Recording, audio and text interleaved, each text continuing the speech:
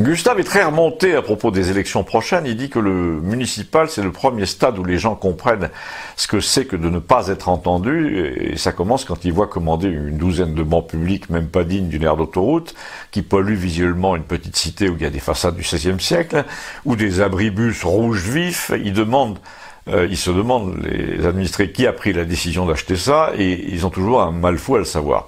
Eh ben, il faut qu'on sache désormais, il faut envoyer des espions dans ces équipes municipales trop soudées, qui feront leur coup en douce avec des fournisseurs choisis, on ne sait pas comment, mais c'est pas gagné parce que les gens, me dit-il, n'ont toujours pas compris qu'il faut absolument qu'ils votent pour que ça change.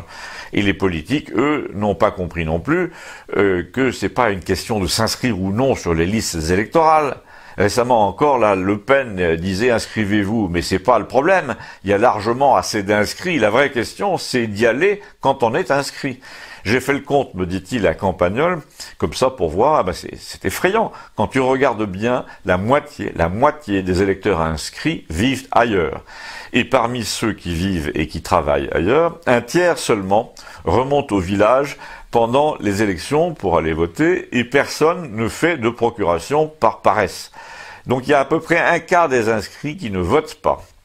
Mais c'est pas, comme on nous dit, pour protester. C'est pas parce qu'ils sont dégoûtés de la politique. C'est parce que c'est trop compliqué, tout simplement, si j'ose dire.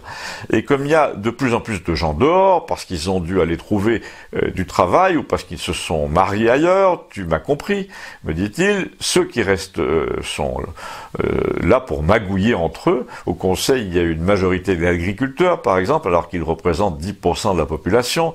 Et vas-y que je te vote des avantages qui profitent aux agriculteurs, et tout le monde trouve ça normal, eh ben pas moi.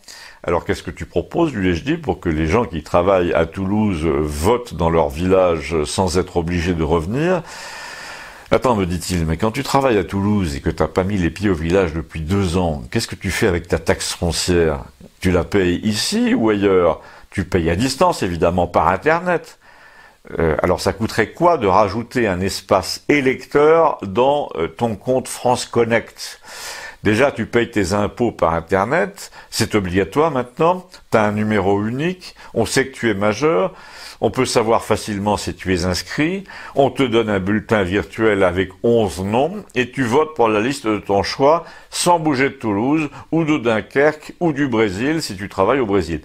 Tandis que là, si tu veux voter au village, il faut aller dans une gendarmerie, ou là où tu habites, ou un commissariat, attendre parmi des mains courantes, remplir un papier en 2 exemplaires, le gendarme a l'air de s'en foutre littéralement, ensuite il te laisse un bordereau, puis il envoie le formulaire à Campagnol, et puis je te raconte pas si tu habites au Brésil comme Jean-Claude, à Campagnol, quelqu'un va voter à ta place, qui, ça suppose que tu connaisses quelqu'un assez bien pour lui dire tes préférences, pour lui faire confiance quand il vote.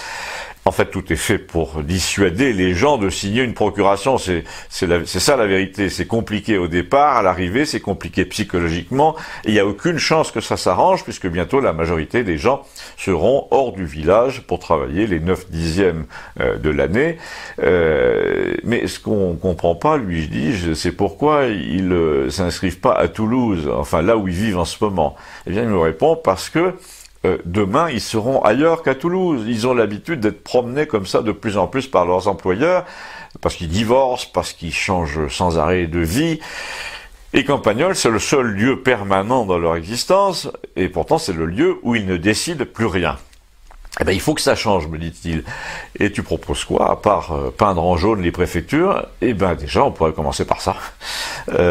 Voilà. C'était Gustave dans le texte, j'en dis pas plus, je vous dis à bientôt. Abonnez-vous, merci.